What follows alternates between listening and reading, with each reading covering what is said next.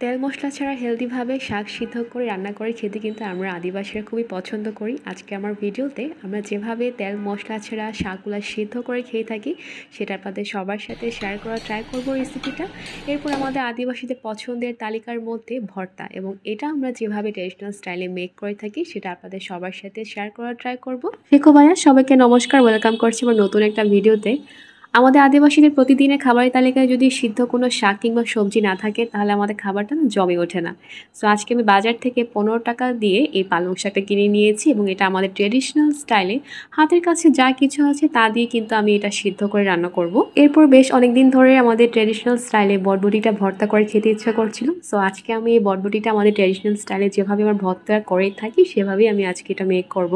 সব কিছুর কাটাকাটির পর্বটা শেষ, এখন আমাকে এগুলো জল দিয়ে ভালো মতো করে ক্লিন করে ফেলতে হবে। সো আমি সব কিছু মিক্স করে জল দিয়ে ভালো মতো করে ক্লিন করে নিয়ে নিচ্ছি। এরপর আমাদের আদিবাসীদের প্রধান মশলা নাপ্পি নিয়ে এটা জল দিয়ে ভালো মতো করে গলিয়ে নিয়ে নিব আমি। এরপর কড়াইয়ের মধ্যে নাপ্পির গলানো পানিটাকে আমি দিয়ে দিচ্ছি। এটা কিছুক্ষণ সিদ্ধ করে নিতে হবে। কালারটা দেখে মনে হচ্ছে কাদা মাটির মতো, বাট খেতে খুবই টেস্টি। এরপর আমি মরিচটা দিয়ে দিচ্ছি, এটা কিন্তু টেস্টটা খুব বাড়ে, একটু ঝাল ঝাল কিন্তু ভালোই লাগে খেতে। তো সবকিছু দেওয়ার পরে চুলার আগুনটাও জ্বালিয়ে নিলাম। এখানে বলকটা না আসা পর্যন্ত এভাবেই রাখতে হবে। এরপর বলকটা আসার পরে আমি এখানে শাকটা দিয়ে দিচ্ছি, আর এটা রান্না করতে না এতক্ষণ সময় লাগে না, জাস্ট কয়েক মিনিটের মধ্যেই হয়ে যায় রান্নাটা। এরপর সব শাকগুলো দেওয়ার পরে ভালো মতো করে একটু নাড়িয়ে নিয়ে নিচ্ছি। এরপর টেস্টটা বাড়ানোর জন্য তেঁতুলটা দিয়ে নিচ্ছি। তেঁতুলটা দিলে যেটা হয় একটু টক টক ফ্লেভারটা আসবে।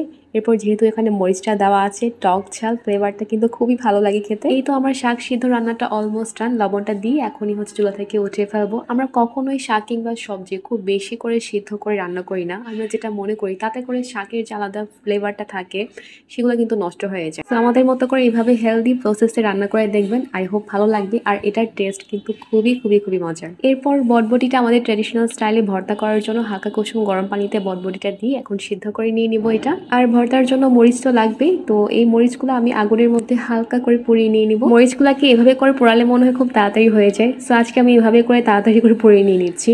এরপর ভর্তার জন্য নাপ্পিটাও পুড়িয়ে নিয়ে নিলাম।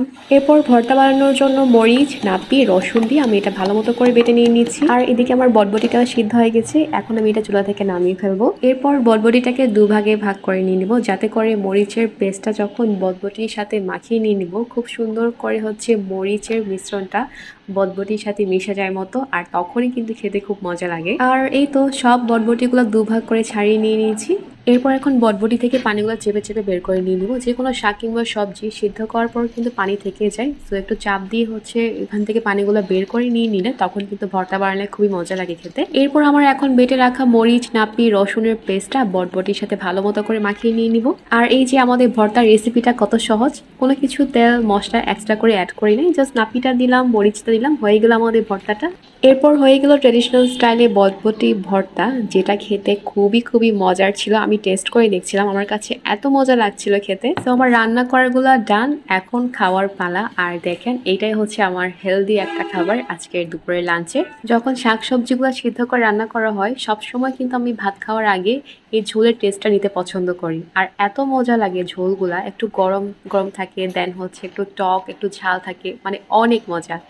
এরপর ভাতের সাথে ভর্তা নিয়ে খাবো। সো আমরা আদিবাসীরা কিন্তু হচ্ছে রেগুলারলি ডেইলি লাইফে এই ধরনের খাবারগুলো খেতেই পছন্দ করি। আমিও যেহেতু আদিবাসী, আমিও তো তার ব্যতিক্রম না।